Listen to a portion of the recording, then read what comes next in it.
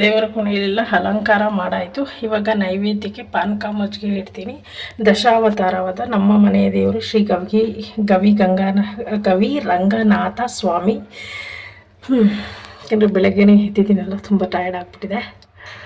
So ನೋಡಿ, ರಾಮನ ಪ್ರತಿಮೆ. ಸೊ ನಮ್ಮ ಫೋಟೋದಲ್ಲಿ ಇರೋದು ದಶಾವತಾರ ಫೋಟೋ ಇದು.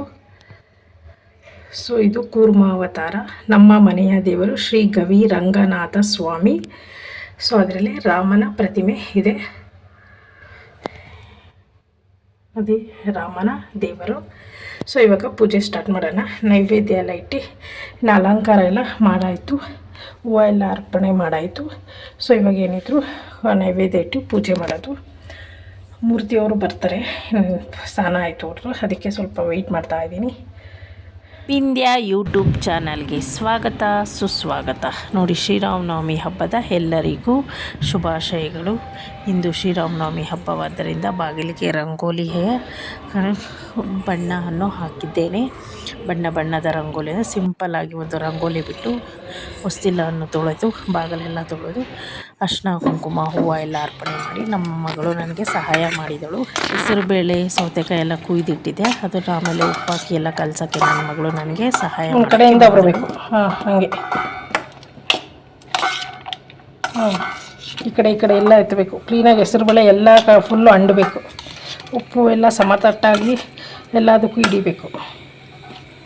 ಆಯಿತಾ? ಸರಿ ಬಿಡಿ. ಇವಾಗ ದೇವರಿಗೆ ಪಾನಕ ಮಜ್ಜಿಗೆ ಕೋಸಂಬರಿಯನ್ನು ಪ್ರಸಾದವಾಗಿ ಅರ್ಪಣೆ ಮಾಡಿದ್ದೇನೆ. ಸೊ ನೈವೇದ್ಯವನ್ನು ಇಟ್ಟಿದ್ದೇನೆ. ಸೊ ಇನ್ನು ಪೂಜೆಯನ್ನು ಮೂರ್ತಿಯವರು ಮಾಡ್ತಾರೆ. ನನಗೆ ಮೂರ್ತಿಯವರು ಹಬ್ಬದಲ್ಲಿ ಪೂಜೆ ಮಾಡಿದರೆ ಒಂಥರ ಏನೋ ಸಮಾಧಾನ, ಖುಷಿ. ಮನೆ ಯಜಮಾನ ಮನೆ ದೇವರಿಗೆ ಪೂಜೆ ಮಾಡೋದು ತುಂಬ ಒಳ್ಳೆಯದು ಅಂತ ಹಿರಿಯರು ಹೇಳ್ತಾರೆ. ಅದಕ್ಕೋಸ್ಕರ ನಾನು ಎಲ್ಲ ಅಲಂಕಾರ ಮಾಡಿ ಪ್ರತಿಯೊಂದು ಇಟ್ಟು ಕೊಡ್ತೀನಿ. ಆಮೇಲೆ ಮೂರ್ತಿಯವರು ಮಹಾಮಂಗಳಾರತಿ ಮತ್ತು ದೀಪದ ಆರತಿ, ಗಂಧದ ಕಡ್ಡಿ ಆರತಿ ಎಲ್ಲ ಅವರು ಮಾಡುತ್ತಾರೆ.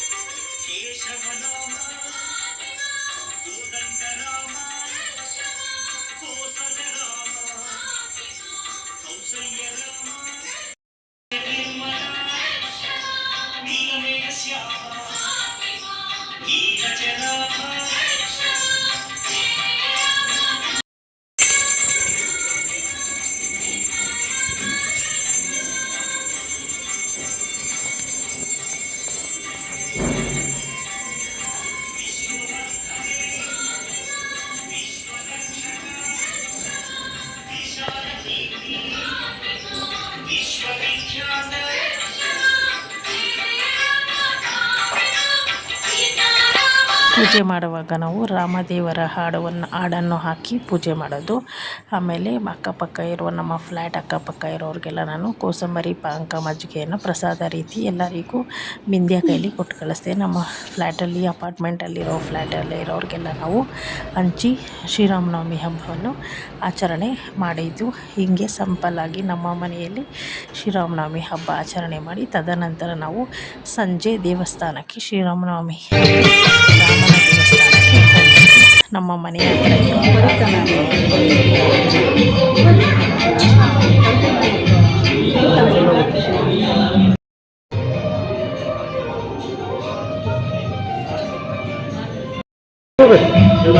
ಇಟ್ಕೋಬೇಕು.